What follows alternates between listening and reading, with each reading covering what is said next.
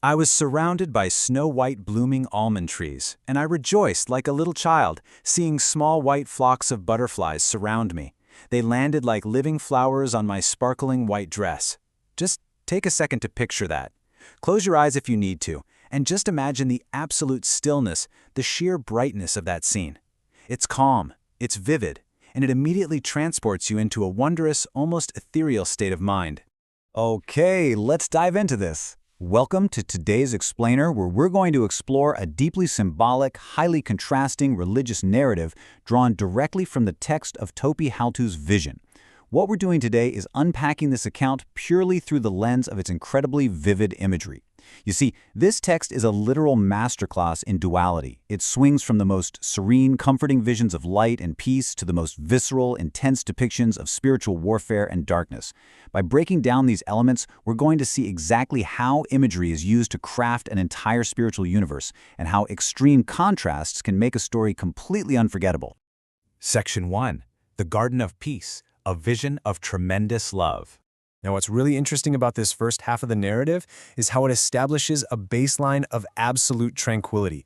The author uses very grounded, serene, earthly elements to construct a feeling of absolute divine peace. We don't start with abstract concepts, right?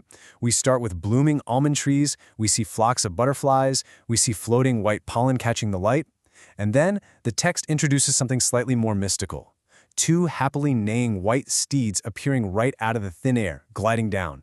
The color palette here is entirely dominated by white, representing purity, cleanliness, and unbroken peace. It's this beautifully constructed dreamscape that relies on nature to explain the divine. So from those white steeds, a figure leaps down. The text describes him as the Good Shepherd, arriving smiling like the sun. And this triggers a deeply emotional reunion.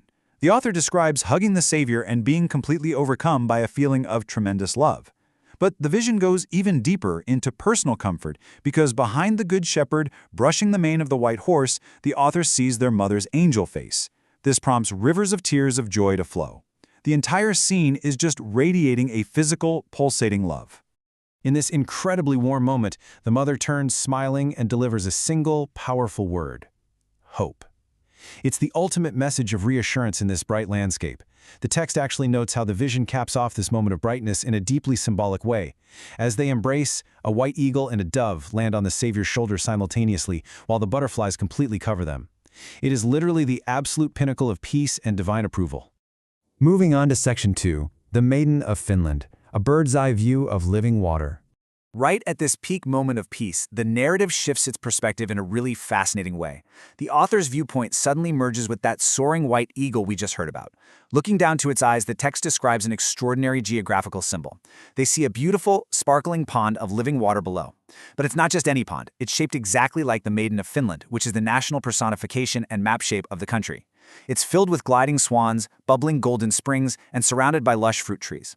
This is incredibly clever imagery, honestly. It seamlessly blends the author's own national geography and identity with universally recognized holy imagery. It anchors the divine vision to a very specific, beloved earthly place.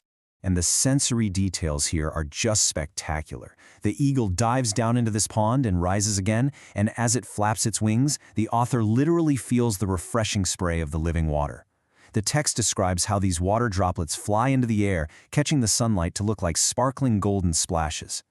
Deep down in the depths of the pond, pure gold sparkles inside the springs. It is a moment of pure, unadulterated sensory joy, overflowing with light, refreshment, and wealth of the spirit. Section 3. The Gathering Storm, a sudden shift to darkness. But then, everything changes.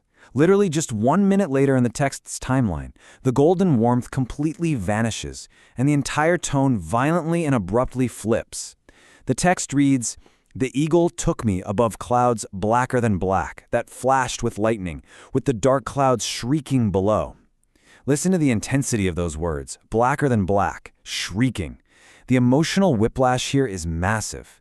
We've just been forcefully pulled from golden springs and sunlit swans, right into the heart of a terrifying, deafening storm. So, the crucial point is that this sudden darkness isn't just weather, it's the setting for a massive, apocalyptic clash of light and dark. A vicious spiritual battle is raging in a dark forest beneath these shrieking clouds. The scene is pitch black, illuminated only in violent flashes by roaring lightning that strikes straight down from God's throne above the clouds. Every time the lightning hits, it reveals glimpses of the chaos happening below. Which brings us to Section 4, Light versus Darkness, the invincible tidal wave. And what exactly is happening down there? We're introduced to the opposing factions fighting tooth and nail in that dark forest. The text lays it out as two highly contrasting armies. On one side, you have the White Riders. They ride out in a highly organized, bright cross formation, wielding golden bows and bringing an overwhelming sense of structure and divine authority. On the other side, you have the Black Forces. In stark contrast, they aren't organized at all. They're frantic, shadowy, and fleeing in absolute terror from the advancing light. It's a classic, stark representation of good pressing forward and evil retreating in chaos.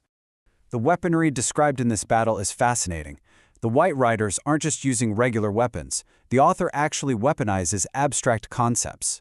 They use pearls of truth. These are described as glowing white projectiles, forcefully thrown using David's slings. When a pearl of truth hits its target, it literally explodes upon impact, drawing a strike of lightning from the sky and shattering the forces of darkness. It turns the very concept of truth into literal explosive artillery, used alongside golden arrows to decimate the shadowy enemy. And the targets of these weapons are truly grotesque. The text gets incredibly specific and visceral here, combining repulsive animalistic traits to conceptualize absolute evil. You have hooded creatures hidden in shadow, you have riders with the faces of drooling ravens, others have frog faces, green and dripping with poison, some have the chirping faces of cockroaches, and leading this horrific, retreating mass are creatures with bloody skulls. It is a nightmare menagerie, clearly designed to evoke pure disgust, and perfectly contrast those pristine white steeds and swans we saw earlier. The defeat of these grotesque forces is absolute and overwhelming.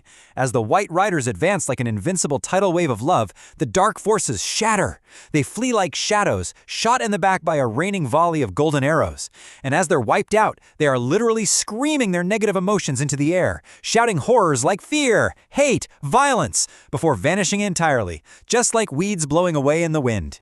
Section 5. The Final Victory, Striking the Core of Darkness. So the dark foot soldiers are routed, but the true source of the darkness still remains. And this is where the leader of the White Riders intervenes directly. Let's see how this builds, step by step, into an epic, almost cinematic destruction of the demonic stronghold. First, Jesus, riding above the clouds, releases a massive, sparkling, two-edged sword of blue flame right from his mouth. Second, this sword strikes the absolute core of the darkness, described vividly as a black, rotting rock topped with a castle that is literally spewing green poison. Third, the impact causes the castle to implode. It seemingly explodes inward, violently sucking the dark forces and black angels down into a subterranean lava stream. Finally, the demonic leaders mentioned in the text, Jezebel and Apollyon, are seen burning and gasping for air as the flames pull them deep into the depths of the earth. The evil is entirely uprooted. With the darkness destroyed, the narrative arc completes its journey, returning us to the overwhelming peace we started with. The vision concludes not with the sounds of battle, but with a tremendous, roaring shout of joy and song erupting in heaven. The author looks out and sees an infinite number of smiling faces, all existing in a state of bright, eternal freedom. The storm is past, the golden light has completely returned. And that brings us to the end of this incredibly vivid journey. It really leaves us with a fascinating question to ponder. How do we, human beings, use the extremes of nature, from the delicate beauty of blooming almond trees and butterflies, all the way to shrieking storms and poison-spewing rotting rocks, to conceptualize ultimate good and absolute evil? It just goes to show how powerful our natural world is when we need a language to describe the deepest landscapes of the human spirit. Thank you so much for joining me for this explainer, and I hope this provided a totally new way to look at the power of contrasting imagery. Keep exploring, and I'll catch you next time.